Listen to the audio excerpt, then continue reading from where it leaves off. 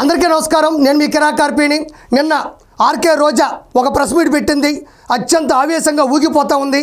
ఏం మాట్లాడిందో ఒకసారి చూద్దాం. ఈ ఏడాది కాలంలో మీరు ఏం చేశారయ్యా అని ఎవరైనా అడిగితే ఈ ఏడాది కాలంలో మీరు ఏం చేశారు అని ఎవరైనా అడిగితే ఈ ఏడాది కాలంలో చంద్రబాబు నాయుడు గారు చాలా చేశారు. ప్రతి నెల 64 లక్షల మందికి 4,000 రూపాయలు పింఛన్ టెన్షన్కి అందించారు. 16,447 పోస్టుల భర్తీకి మెగా డిఎస్సి నోటిఫికేషన్ జారీ చేశారు. కొత్త రోడ్లు వేశారు. 1 కోటి సిలిండర్లు అందించారు.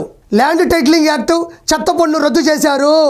203 అన్నా క్యాంటీన్లు ప్రారంభించారు.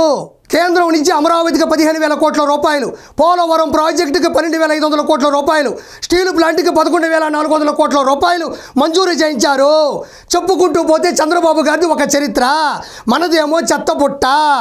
అడిగితే మాది సుపరిపాలన మాది నిజంగా సుపరిపాలన, సూపర్ పాలన. ఏం చేశాడు ఏడాది కాలంలో అని చాలా ఎనర్జీగా చెప్పా. దాన్ని సుపరిపాలన అంటారు, సూపర్ పాలన కూడా ప్రజలు అంటున్నారు. సుపరిపాలన ఈ మాట మనం వింటూ వస్తున్నాం. ఇది సుపరిపాలన కాదు, శుద్ధ దండగ పాలన. ఈరోజు సుపరిపాలన అంటే ఏంటి?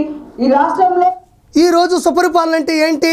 సొంత చెల్లిని, కన్న తల్లిని బయటికి పంపడం, బాబాయిని పైకి పంపడం, ప్రశ్నిస్తే పాతేయడం, ఎదిరిస్తే వేసేయడం, ఆంధ్రాని అప్పుల్లో ముంచడం.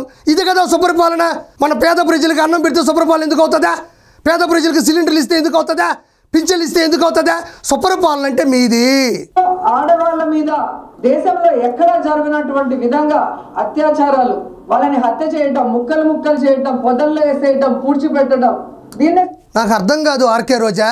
నువ్వేమన్నా రాత్రి పూట నేరాలు ఘోరాలు ఏమన్నా చూస్తూ ఉండవా? హత్య చేయడం, చంపేయడం, ఊరి తీయడం, ముక్కలు చేయడం, పొదల్లో వేసేయడం. అప్పట్లో నేరాలు ఘోరాల్లో మంచి నటులు, కీర్తిశేషులు నూతన ప్రసాద్ గారు ఈ డైలాగులు చెప్పేవారు. పొదల్లో పడేసి నరికేసి మొక్కలు చేసి అక్కడి నుంచి వెళ్ళిపోయారు. అలా చెప్తున్నావు నువ్వు. ఒక్కదానికి స్టేట్మెంట్ లేదు, ఒక్కదానికి ప్రూఫ్ లేదు, ఒక్కదానికి లైన్ ఉండదు. ఏది పడితే చెప్పేయడమే. ముందర మైక్ ఉంది, చేతిలో పేపర్ ఉంది, కోసుకుంటా పోవడమే. ఏందమ్మా ఇది? నాకు అర్థం కాదు కొంచెం కూడా. రాష్ట్రం మొత్తం డ్రగ్స్, గంజాయి డోర్ డెలివరీ చేయడం. అమ్మయ్యా, ఇక్కడ ఆర్కే రోజా చెప్తా ఉంది డ్రగ్స్, గంజాయి ఆంధ్రాలో ప్రోత్సహిస్తున్నారు అంటుంది. అసలు నగరంలో ఉండే డ్రగ్స్ని పల్లెటూర్లకు పరిచయం చేసినటువంటి డ్రగ్స్ డాను, డ్రగ్స్ మాఫియా, డ్రగ్స్ డీలరు నడిపింది ఎవరు? మన జగనన్నే కదా. మిట్ట మధ్యాహ్నం నడి రోడ్డుల్లో, స్కూలుల్లో, డిగ్రీ కాలేజీల్లో ఎక్కడ పడితే అక్కడ ఎంజాయ్ విత్ గంజాయ్ అన్న పథకాన్ని ముందుండి నడిపించింది ఎవరు? మన జగనన్నే. మళ్ళీ కొత్తగా చెప్పబాకు, జనాలు నమ్మరు. అసలు CBN లోనే అన్నీ ఉన్నాయి. సి అంటే చీటింగ్, బి అంటే బాధుడు, ఎన్ అంటే నేరాలు. ఇక్కడ ఆర్కే రోజా చెప్తుంది చంద్రబాబు నాయుడు గారి షార్ట్ కట్ నేమ్ CBNలో సి అంటే చీటింగ్, బి అంటే బాధుడు, ఎన్ అంటే నేరాలు అంటుంది. నేను ఇప్పుడు చెప్తున్నా, గుర్తుపెట్టుకో. రోజాలో కూడా ఒక విషయం దాగుంది. ROJA. ఆర్ అంటే రేపు, ఓ అంటే వచ్చేది, జే అంటే జగనన్న, ఏ అంటే అధికారం. రేపు వచ్చేది జగనన్న అధికారం. ఈ భ్రమలో ఉండే కదా నువ్వు బతుకుతున్నావు. నీ పేరులో కూడా మొత్తైన గమ్మత్తైన అర్థం ఉంది. అన్న ఇంకెప్పటికీ రాడు. రేపు వచ్చే జగనన్న అధికారం గురించి ఆశలు పెట్టుకో మాకు. సరే, ఇంగ్లీష్లో వదిలేద్దాం, తెలుగులోకి వద్దాం. రోజా. రో అంటే రోజు, జా అంటే జాగారం, రోజు జాగారం. ఉన్న పొలంగా ఓడిపోయాం కదా, మనకు నిద్ర పట్టట్లేదు. మరి నిద్ర పట్టకుండా ఉంటే దాన్ని జాగారమేగా అంటారు. అంటే రోజు జాగారం చేస్తూ రేపు వచ్చేది జగనన్న అధికారం కోసం వెయిట్ చేయడం. ఇవి ఇప్పట్లో అవ్వమ్మా, ఏమనుకోబాక, క్షమించు. చీటింగ్ చేశాడు, అన్నేమో చాటింగ్ చేశాడు. అందరూ తొంగలేని వాట్సాప్ గ్రూప్లోకి వెళ్ళి అక్రమంగా సంపాదించిన డబ్బుల్ని తాడేపల్లి ప్యాలెస్కి ఎప్పుడు పంపిస్తామని చెప్పి అన్న చాటింగ్ చేశాడు.